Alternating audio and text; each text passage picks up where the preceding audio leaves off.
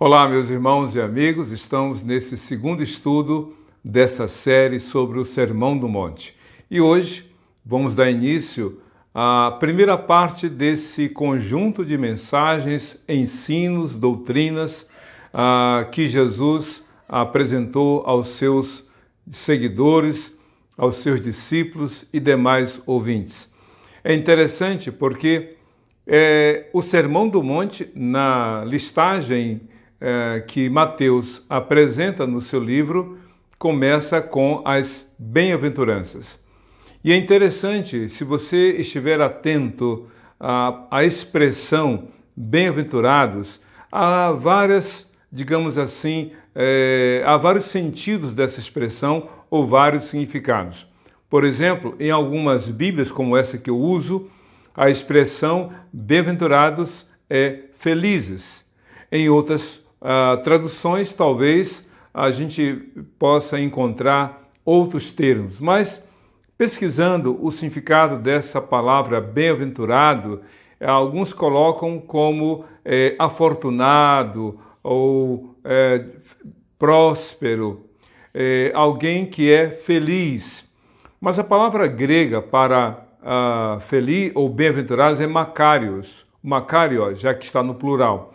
Tudo indica que essa expressão coloca o sentido da felicidade como algo extraordinário, como algo que vai além do que é compreensível, do que é, digamos, lógico, extraordinariamente feliz. É uma palavra que pode, digamos, abrigar os mais diversos sentidos e significados do termo feliz, ultrapassando qualquer conceito, digamos assim, que alguém possa apresentar, aliando a felicidade a alguma coisa ou a realização de algum grande feito, a compra ou a conquista de algum bem. Ao longo dessas primeiras expressões desse conjunto do Sermão do Monte, as bem-aventuranças trazem para nós alguns conceitos interessantes. Então, sem muita demora, quero ler aqui a primeira dessas bem-aventuranças, nas palavras de Jesus, Mateus capítulo 5, versículo 3, assim: Bem-aventurados os pobres em espírito, pois deles é o reino dos céus. Vou ler outra vez. Bem-aventurados os pobres em espírito, pois deles é o reino dos céus. Como a gente tem diversas traduções na língua portuguesa, algumas delas apresentam a expressão ou substituem a expressão pobres de espírito para pobre em espírito, como essa que eu estou usando. Algumas colocam pobres de espírito. Em outras palavras, em outras traduções, o termo é humildes. Então, o que a ideia dessas traduções nos apresentam é que essa pessoa pobre de espírito, talvez em algumas culturas ou algumas regiões do Brasil, podemos assim dizer, a gente usa a expressão pobre de espírito para aquela pessoa que não tem muita habilidade, não tem muita capacidade de compreender, tem pouco, digamos, estudo, não tem muita informação, não tem poder de articulação, não é capaz de entrar numa discussão de alto nível. É uma pessoa pobre de espírito, não entende a coisa, não consegue se aprofundar nas discussões. E essa é uma expressão pobre de espírito aplicada no sentido diferente do texto bíblico. É verdade que há pessoas que não têm a habilidade de argumentação, não conseguem se expressar, não conseguem ter uma discussão de alto nível, mas o termo pobre de espírito não quer dizer isso quando nós lemos a bem-aventurança aqui do verso 3 de Mateus 5. Uma outra questão também é que quando nós lemos a expressão em algumas traduções de pobre de espírito, ou melhor, humilde de espírito. Em outras traduções, é apenas humildes. Quando alguém diz, fulano é humilde de espírito, também vai esbarrar nessa mesma ideia de alguém que tem pouca habilidade, pouca capacidade de articulação de ideias, de pensamentos, ou de expor as suas convicções. Bom, quando a gente também usa a expressão ou lê o texto, bem-aventurados os humildes, aqui entramos também numa outra compreensão ou uma outra aplicação equivocada. Geralmente, quando a gente vê isso muito nas reportagens, nas regiões mais, digamos, carentes de uma determinada região do Brasil, geralmente o repórter, quando é filmada aquela casa com pouco recurso, com falta de muitos bens, em condições mais simples, aí o repórter ou a repórter diz assim, esta casa é uma casa humilde. É um equívoco. Porque, na verdade, aquela casa é uma casa onde faltam as coisas, onde faltam os recursos, onde falta a condição básica da subsistência. Então, as pessoas confundem a questão da humildade com pobreza. Daí, algumas expressões a gente encontrar na Bíblia, pobre de espírito. Mas também, quando a gente percebe que há alguém que não tem cultura, que não estudou, que não passou do ensino básico, ensino fundamental, que não tem muitos estudos, geralmente a gente ouve alguém falar se referindo a essas pessoas. Essas pessoas são humildes, são pessoas simples. É um equívoco também. Porque no texto bíblico, Mateus 5:3, a palavra humilde não se aplica, não está direcionada, não é uma referência às pessoas que têm pouco recurso, pouca capacidade de articulação, que não têm muita formação. Nada a ver. O texto, quando aqui Jesus colocou essa bem-aventurança, o termo humilde é muito mais no sentido espiritual do que intelectual ou material. O termo humilde aqui não tem a ver com as questões materiais e nem na relação com o outro, na questão de equiparar a pessoa com uma outra que é mais dotada, mais capaz, dizer que ela é inferior. Não. O texto, quando a gente lê aqui, Mateus 5:3, que diz assim, bem-aventurados os pobres em espírito ou os humildes, está se referindo a pessoas que realmente são humildes. Mas humildes no sentido dessas pessoas em relação a Deus. O que Deus espera de mim, de você, de todos nós, é que haja humildade no coração. Porque há pessoas que têm muitos bens, mas não são orgulhosas, não ficam esbanjando, não ficam andando, expondo seus ornamentos, joias, relógios caríssimos, seus carros. Há pessoas que são ricas, mas não esbanjam. Há pessoas ricas, mas que não distratam as outras pessoas, que respeitam o próximo. Há pessoas ricas, mas que andam de maneira simples. Eu me recordo de uma das histórias de Dom Pedro II, o nosso segundo imperador brasileiro no período da monarquia. Me recordo de uma história que eu li, que Dom Pedro II, que era um homem de uma feição agradável, um nobre, um lorde mesmo, era o rei, o imperador brasileiro. E ele estava andando com um dos seus auxiliares do gabinete do império e andando pelas ruas ali da Gávea, acho que era Jardim Botânico, não sei, de repente vem um homem, não sei se ele era uma pessoa que tinha saído da escravidão ou que era uma pessoa simples. E esse homem estava andando em direção oposta, mas na mesma calçada, em direção ao imperador Dom Pedro II e o seu auxiliar. Quando Dom Pedro II avistou aquele homem que vinha em direção a ele, imediatamente Dom Pedro II pediu para que o seu auxiliar fosse para o lugar à esquerda, se afastando, dando passagem para aquele homem.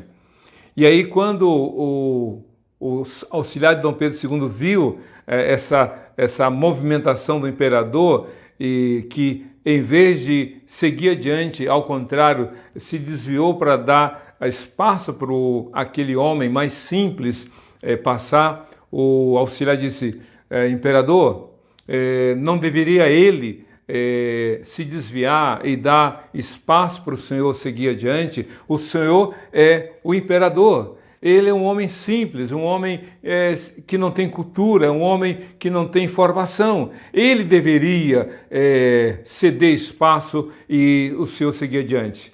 E o imperador diz a história que ele, na sua simplicidade, disse, eu sou imperador, eu sei disso, talvez ele não. Então eu devo agir. Que coisa interessante. Dom Pedro II, em outros exemplos de sua vida pública, demonstrou claro que ele era uma pessoa humilde. Jesus disse, bem-aventurados os humildes, ou pobres de espírito, ou pobres em espírito. Por que Jesus falou que bem-aventurados são os humildes? Porque esses humildes aqui se referem, ou essa expressão se refere às pessoas que se reconhecem diante de Deus como Deus as vê. O humilde é aquele que admite, reconhece, confessa seus erros, seus pecados. Humilde é aquela pessoa que diz, Senhor, eu sou uma pessoa indigna, eu não mereço coisa alguma. Lembra da parábola do filho pródigo? O filho pródigo, quando saiu de casa, saiu com dinheiro na mão, todo orgulhoso, todo presunçoso, altivo, se achando tal, destratando o pai, virando as costas para a família e para o pai, e foi para um país distante. Agora, naquela condição, no meio dos porcos, ele cai em si e disse, eu já sei o que vou fazer, vou me levantar, vou ter com meu pai e vou dizer para ele, pai, pequei contra os céus e contra ti, já não sou mais digno de ser tratado como teu filho, trata-me como um dos teus empregados. Ele saiu altivo, orgulhoso e presunçoso, mas voltou humilde, quebrantado e totalmente sem condição de exigir coisa alguma, nem ser considerado ou tratado como filho. Então, o humilde é isso. Como eu disse antes, há pessoas que têm muito, mas que agem com humildade, mas com simplicidade. Mas há pessoas que não têm onde dormir, vamos imaginar a expressão da pobreza extrema, que não tem onde repousar a cabeça, que não tem o que comer, como a gente vê, infelizmente, pessoas que estão vivendo abaixo da condição mínima de vida, mas são presunçosas, são orgulhosas, como alguns dizem, parece que tem um rei na barriga, andam de nariz arrebitado, distratam o próximo, distrata pai e mãe, agride e não reconhece a autoridade dos outros. São pessoas que não têm muito, mas que vivem aparentando como se realmente fossem ricas. É isso que a Bíblia fala em Provérbios. Salomão, que foi um dos homens mais sábios, um dos homens mais ricos, um dos reis mais ricos, ele diz exatamente isso no seu livro de Provérbios. Há aqueles que têm muito, mas apresentam ter pouco. E há aqueles que têm quase nada e querem mostrar que têm muito. Jesus disse, bem-aventurados os humildes. Mas volta a insistir em dizer que esta humildade, portanto, é na relação com Deus. O que Deus espera é que todo homem chegue diante de Deus e diga, Senhor, eu sou pecador, eu sou falho, eu errei, eu pequei, eu não mereço estar diante do Senhor, eu não mereço o teu perdão, não mereço a tua salvação, mas eu preciso do teu perdão, eu necessito da tua salvação. Isso que é ser uma pessoa humilde. É exatamente isso que a gente encontra em várias passagens bíblicas. Por exemplo, o apóstolo Pedro, escrevendo a sua primeira carta, no capítulo 5, ele disse lá no versos 5, 6 e 7, vocês, jovens,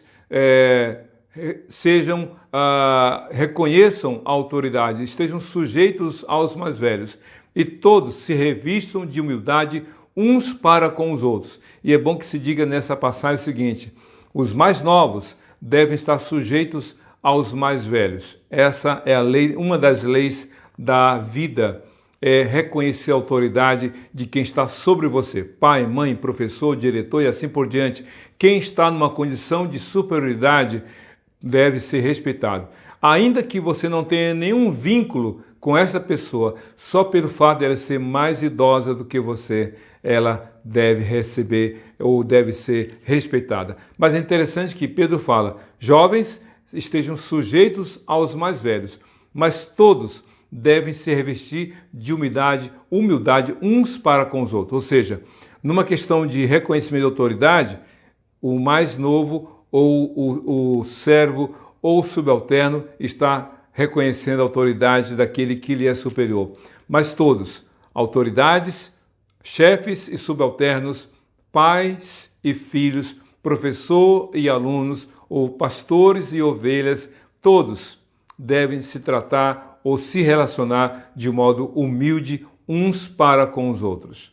Mas ele completa no versículo 6, que todos devem ser sujeitos, que todos devem se humilhar diante de Deus. Humilhem-se debaixo da poderosa mão de Deus, para que a seu tempo ele vos exalte. Porque no livro de 1 Pedro, capítulo 5, versículo 6, diz a Bíblia que Deus resiste aos orgulhosos, mas concede a sua graça aos humildes. Ou seja, todos devem ser humildes diante de Deus e devem todos se tratarem uns aos outros de modo humilde, porque Deus resiste aos soberbos. E quem são os soberbos? Senão os orgulhosos, os presunçosos, de nariz arrebitado, que quer se impor. O texto é muito claro. Deus resiste aos soberbos, mas concede graça aos humildes. Então, meu querido, Jesus diz, bem-aventurados os humildes. Eu fico imaginando os ouvintes de Jesus perceberem, chegarem aos seus ouvidos essas palavras, felizes, extraordinariamente felizes, que é uma das ideias do sentido de bem-aventurados. Extraordinariamente felizes são os humildes. Numa sociedade onde a valorização está naquele que é presunçoso, que manda, que desmanda, que impõe, que exige, que obriga, que se coloca de forma autoritária, impondo a sua vontade, atropelando a tudo e a todos, numa sociedade em que aqueles que são insolentes, presunçosos, são os aplaudidos pelo mundo, Jesus fala, não, diante de Deus, felizes não são os orgulhosos, não são os presunçosos, não são os altivos, felizes são os humildes. Você quer ser feliz? Então, se humilhe diante de Deus. E aí Jesus completa essa palavra aqui dizendo algo muito interessante. Bem-aventurados são os humildes ou pobres de espírito ou pobres em espírito. Bem-aventurados são os humildes, porque deles, é interessante a expressão, pois deles é o reino de Deus ou o reino dos céus, aqui em Mateus 5:3. É interessante quando Jesus fala que a felicidade dos humildes não está naquilo que ele sofre por ser humilde. Porque uma pessoa humilde é aquela pessoa que se quebranta diante de Deus. É aquela pessoa que admite os seus erros, que reconhece seus pecados, que os confessa e os abandona diante de Deus. Bem-aventurados os humildes. E ele completa, porque deles é o reino dos céus. É interessante essa expressão, porque Jesus associa, escute bem, se você olhar bem o texto, ele fala que a felicidade dos humildes está na certeza de que o reino de Deus é para eles. Isso quer dizer, meu querido e minha querida, que o reino de Deus não é lugar, não será jamais lugar para os orgulhosos.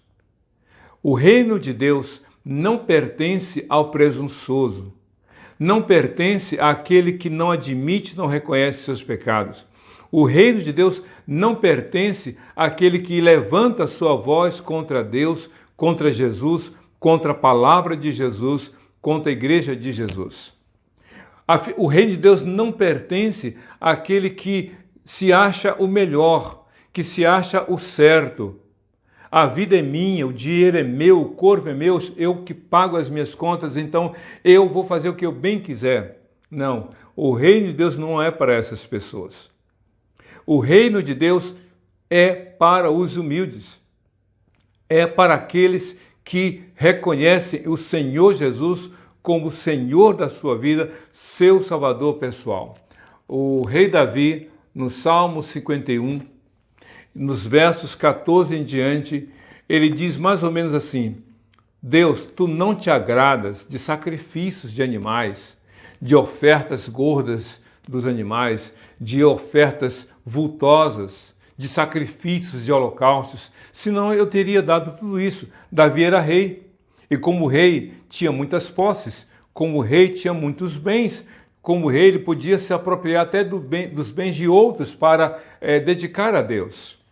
Mas ele, nada disso. E ao contrário, no Salmo 51, Davi diz o seguinte: o que agrada ao Senhor é um coração quebrantado e humilde o Senhor não rejeita. Exatamente isso. Davi reconheceu que o que Deus esperava dele, como de todos nós, é um coração quebrantado. Bem-aventurados os humildes, porque deles é o reino dos céus. É interessante, se você olhar bem essa expressão, porque eu tinha lido equivocadamente ao dizer bem-aventurados os humildes, porque eles são ou pertencem ao reino de Deus. Não é isso que o texto diz. O texto diz o seguinte: bem-aventurados os humildes, porque deles é o reino dos céus. Não é o humilde pertencer ao reino de Deus, que é verdade, mas a riqueza dessa expressão, dessa bem-aventurança é tão grandiosa que Cristo diz: o reino de Deus pertence aos humildes. Já pensou? Uma pessoa que admite seus erros, pecados, que não merece coisa alguma, que não é digna de coisa alguma da parte de Deus, e ela ouvir da parte de Jesus: o reino de Deus é para você, meu filho. O reino de Deus é para você, minha filha. O reino de Deus pertence a todos os que são humildes. E Deus quer que você esteja inserido, integrado, pertencente ao reino de Deus. Deus quer que você, nesta noite em que você está vendo essa mensagem, ou outro horário do dia, não importa, que você diga: Deus, eu quero realmente pertencer ao reino de Deus. Eu quero que o reino de Deus seja uma realidade na minha vida, o teu reino, Senhor. E aí Jesus fala: então se quebrante, se humilhe, reconheça e admita seus pecados, os confesse e os abandone. Bem-aventurados os humildes, porque deles é o reino dos céus. Essa primeira bem-aventurança, eu tenho certeza que deva ter deixado os ouvintes de Jesus, sem dúvida alguma, coçando a cabeça, coçando a barba. Eu não estou entendendo. Como assim? Como é que alguém pode ser feliz sendo humilde? Como é que alguém pode ser feliz deixando o outro passar à sua frente, no sentido de recuar, ceder, perdoar o ofensor, perdoar aquele que o agrediu, andar segunda milha e assim por diante? Como alguém pode ser feliz? Pois é, essa é a primeira das bem-aventuranças e essa é a primeira das declarações, tantas outras que aparecem no Sermão do Monte. O Sermão do Monte, portanto, começa com essa declaração que é, podemos assim dizer, o cartão de visita do Reino de Deus. Você quer pertencer ao Reino de Deus? Você quer fazer parte do Reino de Deus? Então se quebrante, se humilhe. O apóstolo Paulo, na primeira carta a Timóteo, do capítulo 1, dos versos 12 a 15, Paulo faz uma breve biografia da sua vida. Ele conta como ele era antes de conhecer a Jesus. Vou resumir quando ele fala assim: fiel é esta palavra e digna de toda aceitação. Que Jesus veio para mostrar o seu amor. Ele diz isso em outras palavras, mas para eu poder falar com mais tranquilidade, vou ler aqui literalmente o que ele escreveu. Primeira carta dele a Timóteo, capítulo 1, versículos 12 a 15, diz assim: dou graças a Cristo Jesus, nosso Senhor, que me deu forças e me considerou fiel, designando-me para o ministério. Aí ele completa: a mim, que anteriormente fui blasfemo, perseguidor e insolente, mas alcancei misericórdia, porque eu fiz por ignorância e na minha incredulidade. Contudo, a graça de nosso Senhor Jesus transbordou sobre mim com a fé e o amor que estão em Cristo Jesus. Esta afirmação é fiel e digna de toda aceitação. Cristo Jesus veio ao mundo para salvar os pecadores, dos quais eu sou o pior. Paulo, antes chamado Saulo, Saulo é o nome hebraico, Paulo o nome grego, Saulo ou Saul em alguma tradução, Saulo era um homem que perseguia os cristãos. E ele usa 3 adjetivos para dizer como ele era antes de conhecer Cristo. Ele era blasfemo, falava contra Deus, contra Jesus, falava contra o Senhor. Na verdade, ele falava contra Jesus, dizendo que Jesus não era o Messias. Ele era um blasfemo. Ele era insolente. Sabe quem é uma pessoa insolente? Que fala o que quer, agride verbalmente quem deseja, uma pessoa que não tem trava na língua, que fala o que quer, ofende, e ele era um perseguidor. Inclusive, a conversão dele se deu no meio da viagem entre Jerusalém e Damasco, porque fora perseguir os cristãos para trazê-los presos a Jerusalém. Então ele foi blasfemo, foi insolente e perseguidor, mas porque ele não conhecia Jesus, o fez por ignorância. E aí ele completa no versículo 15: fiel a esta palavra e digna de toda aceitação, que Cristo veio salvar todos os pecadores, dos quais eu sou o pior. Paulo disse: eu sou o pior dos pecadores, mas a graça de Jesus me alcançou. E se alcançou a mim, o pior dos pecadores, alcança todo aquele que nele crê.